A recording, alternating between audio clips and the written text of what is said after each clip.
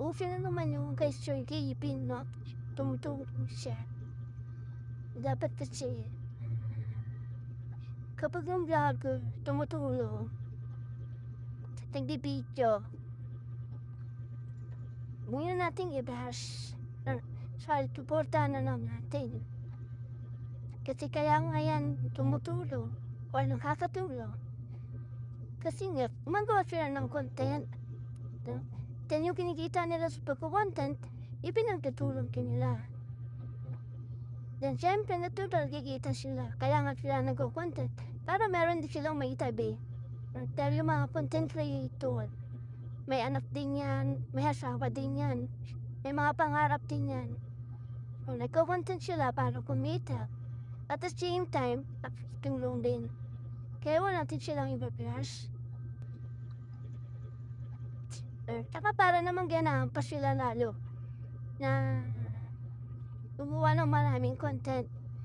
Kaya pag may mga tumutulong na vlogger, mga content creator, kahit na siya naman, supportahan natin ang siya ganyan. Maglalo pa silang ganahan na gumawa ng content. Or para mas tumulong pa sila sa mga nangangailangan sa kapwa natin. Mali na i-bash sila. No? I-bash natin kung masama yung ginagawa. Pero kung hindi naman, compliment din natin. At sa mga basher naman, just make sure, pag magbabash tayo, siguro tingin natin na perfect tayo. Doon sa binabash natin, na banal tayo, malinis, walang mali o hindi nagkakamali. O kaya naman, mas marami tayong nagawa doon sa taong binabash natin. No? At marami tayong natulungan, mas marami tayong naibigay.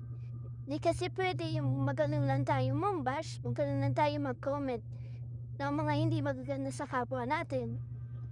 Tapos tayo rin naman pala mas palala, diba? So hindi rin maganda.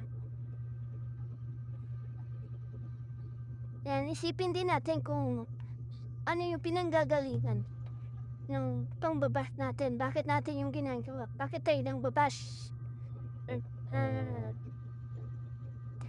Naiinis ba tayo?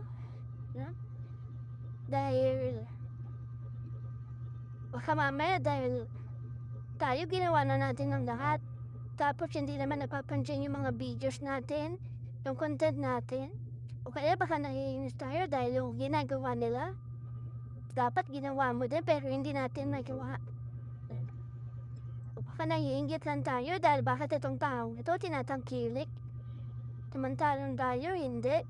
Nag-effort naman tayo. Saan nanggagaling? Kung naiinis ka lang ba dahil naiinis ka? Nababatsik ka dahil nababatsik ka lang? Trip mo lang? Anong pinanggagalingan? Nung inis, galit mo. Alamin mo, kilalanin mo yung sarili mo. Baka kasi mamaya nasa maling direksyon ka na. O hindi na maganda yung ginagawa mo na hindi mo lang nakikita. And kapag may mga ganun, kung halimbawa hindi natin nagustuhan yung mga content na yan, para wala na lang issue, para wala na lang magsasabi ng masasakit na salita, o magkakainisan lang, or what, pwede mo namang i-scroll na lang. O kaya kung talagang ayaw mo talaga makita yung mga videos niya, yung mga content niya, i-block mo na lang siya. Para kahit kailan, hindi na siya dadaan dyan sa FB mo. Lahat ng mga nagsishare ng mga videos nila, mga content nila, ipag-block mo. Para at least wala kang iniisip, wala kang bigat na nararamdaman. Maginhawang buhay mo, maginhawang pakiramdam mo.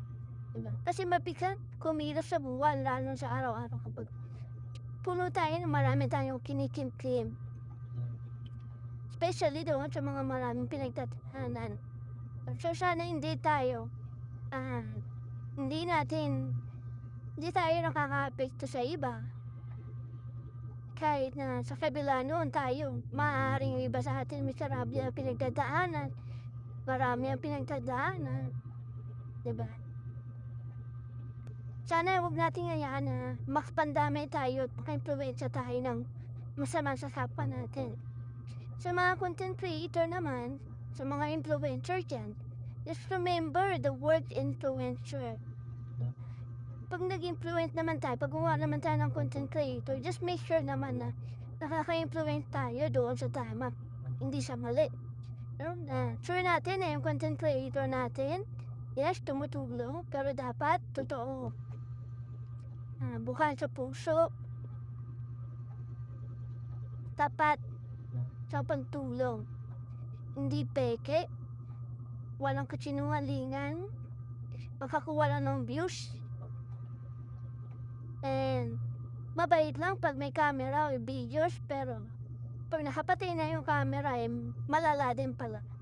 So just make sure na kapag influencer, good influence tayo sa iba. Yun lang po. Thank you.